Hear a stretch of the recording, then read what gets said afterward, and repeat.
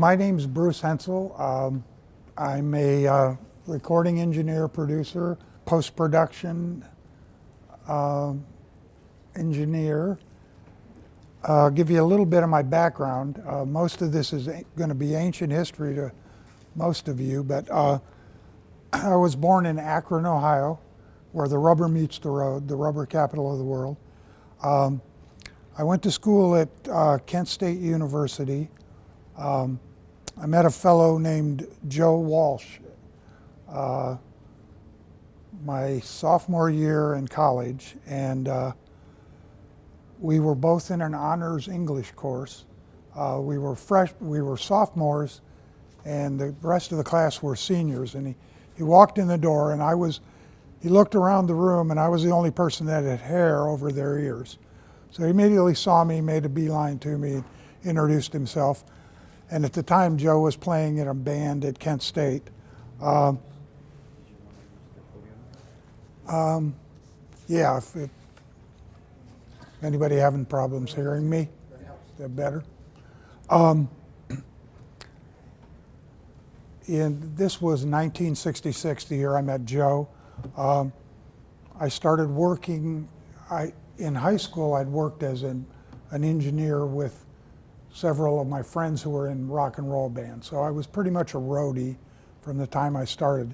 At Kent State, I started working at the audiovisual department. So I gained a knowledge of PA systems and worked with film at the same time.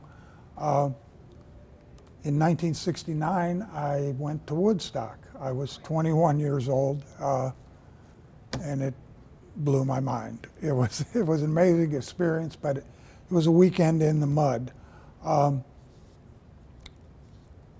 While I was working at Kent State, I did a lot of the concerts at the gymnasium, and I was a witness to the massacre on May 4th, 1970. I was working, I wasn't attending class at the time, but I went on my lunch break and saw this heartbreaking scene that I don't know if you're aware or know the story of what happened there, but there was a protest on campus.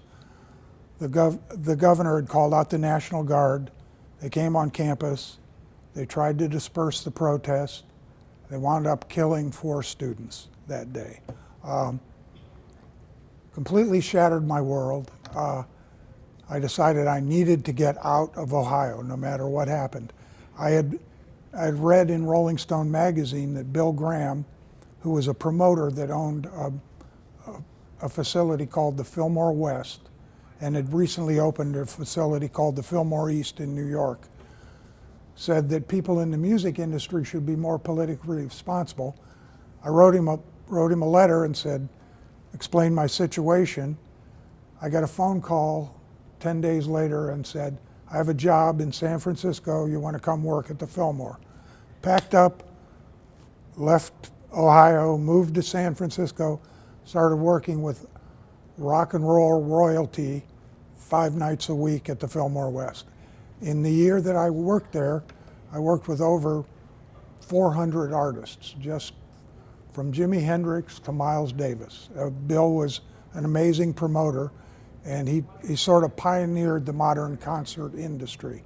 I worked there for a year and a half, and then Bill formed a division of his company that did road work. So it was the first touring production company.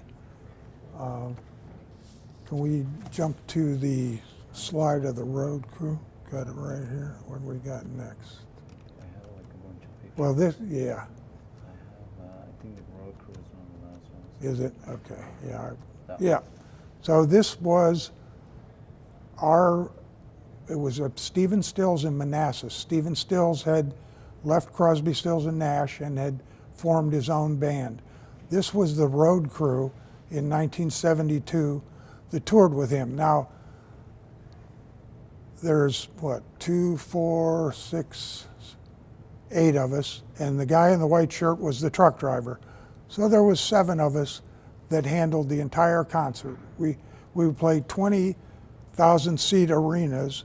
We would come in the afternoon, put the PA up, put the lights up, all the band equipment, do the show, take it down.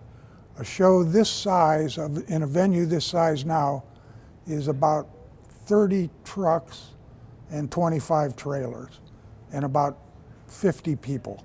So it was a whole nother time. It was when the industry was just beginning. It became a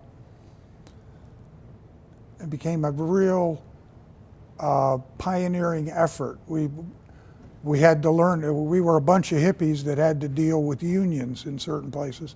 First time we went into Madison Square Garden, we couldn't believe it.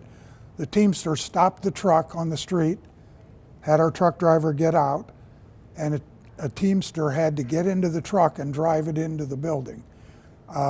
When we unloaded the truck, we weren't allowed to touch any of our equipment. A stagehand had to take it out of the truck, put it on the floor, and then we had to get an electrician to plug in any of the microphone cables. So it was a definite clash of cultures at the time. So I did that for a year and a half with Stephen, and then he asked me if I wanted to move to Colorado with him. I moved to Colorado, and amazingly enough, yeah, I'm walking away from it. In Colorado, Joe Walsh had recently left the James Gang and moved to Colorado, and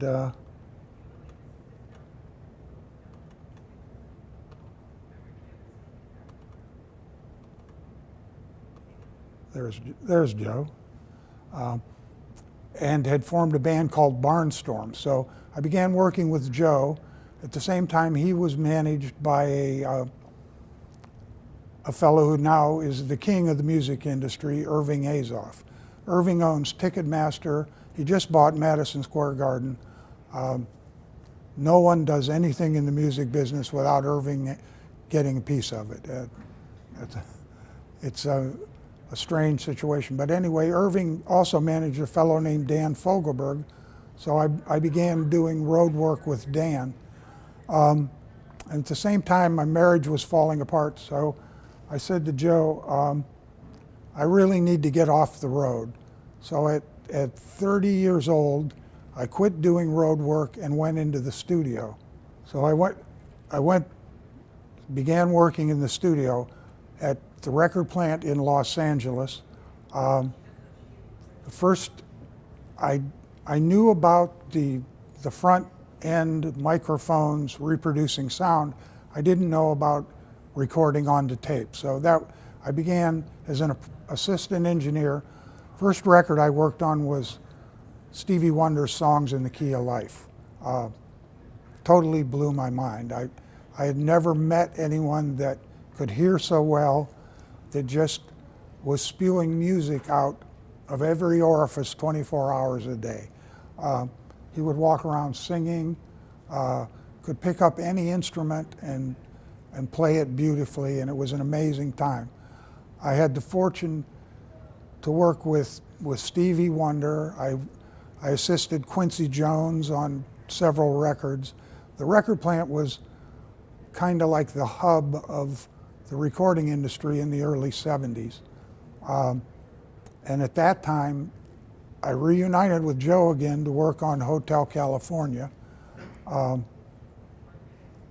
as an engineer.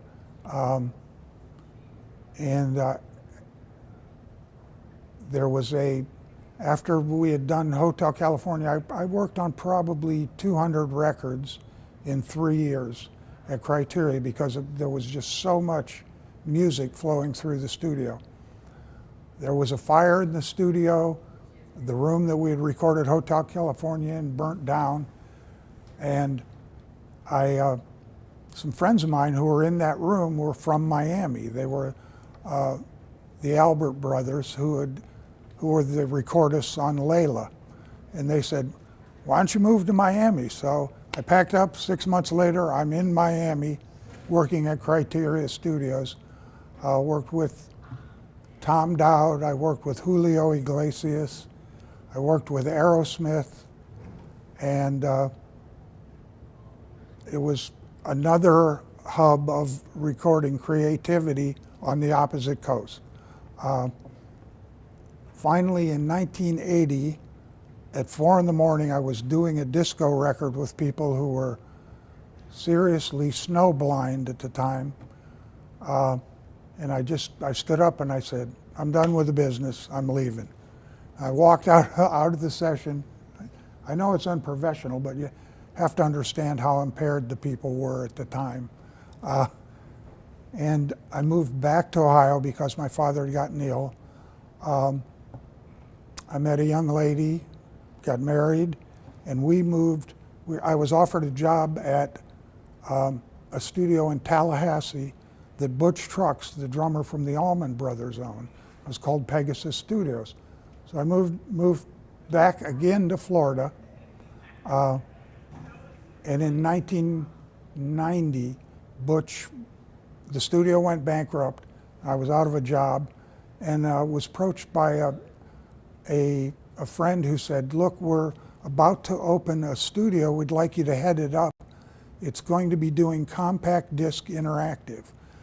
And I said, what's that? And it was a precursor to CD-ROM. It was a disc that held 4 minutes of live action video. And it was financed by Philips Interactive Media. So in 1991, I built the first digital recording facility in the Southeast. We recorded on Betamax tape, and most of you will never remember what that is, but you could record 2 channels of audio on the Betamax tape. So the front end of the studio was analog. We recorded digitally. Once again, that company went bankrupt, and a friend of mine who had worked there had moved to Orlando and had started a company called KMI Industries, and they did sound for theme park rides. They composed the music and did all of the sound effects for the theme park rides. They were later bought by some company from LA called Sound Deluxe, and Sound Deluxe did nearly every major motion picture, and at the time with Sound Deluxe, I worked on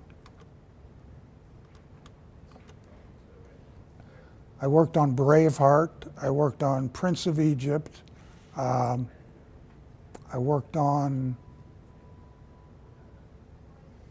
well, I did a year of Foley, which Foley is recording footsteps or sounds that relate to physical objects that you see on screen that because of noise generally aren't recorded at the time they're shot.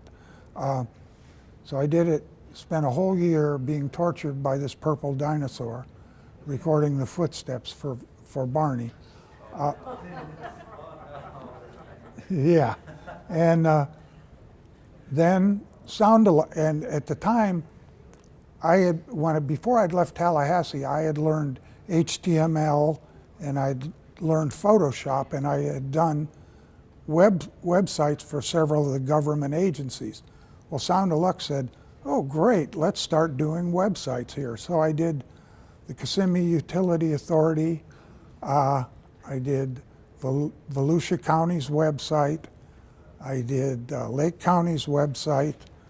The Economic Development Commission had a Florida Film and Television book, which was a list of all of the technicians and artists who lived and worked in Orlando.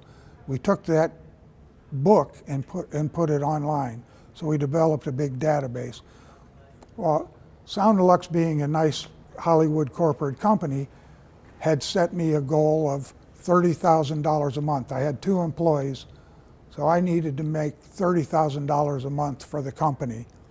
And after I'd used up every single entity that needed a website in Florida, I said, guys, I got no more clients for us. And they said, well, you know, we don't think there's a future in the internet anyway. We're going to dissolve the division. So I'm out of a job again. At the time, I was doing the PA at my church, and the guy I worked with said, "I work for the Jesus Film Project. I really think you ought to talk to these people." So I went, had lunch with a couple of the people from the master studio, and they said, you seem perfectly suited for a job with us. And the Jesus Film was a movie that was made in 1979 that I just got an email. They did their 1700 language translation of the Jesus Film. It's based on the Gospel of Luke. All of the dialogue in the film is straight out of the Gospel of Luke. There's no additional dialogue in the film except for extraneous characters that aren't accounted for in the scripture. What we did is we would translate the script of the film. We would try to get it as syllable accurate as possible, and then we would send a team out to record it with a portable recording system. At the time, it was a tape-based system, and it was in 5 road cases. They now do it on a laptop with one tiny case with a microphone in it. But they would go into a country with the translation, hire 20 local believers, and come in, and they had a small screen, and they would do the lip sync and record it, and then ship it back here to the master studio, and we would take the lip sync and fit it to picture, because they didn't want it to look like a badly dubbed film. We've all seen those, and it made such an impact. I couldn't believe it. At the end of June, I retired after 21 years there. So I'm currently teaching at Valencia Community College, a music production course once a week, and still doing projects.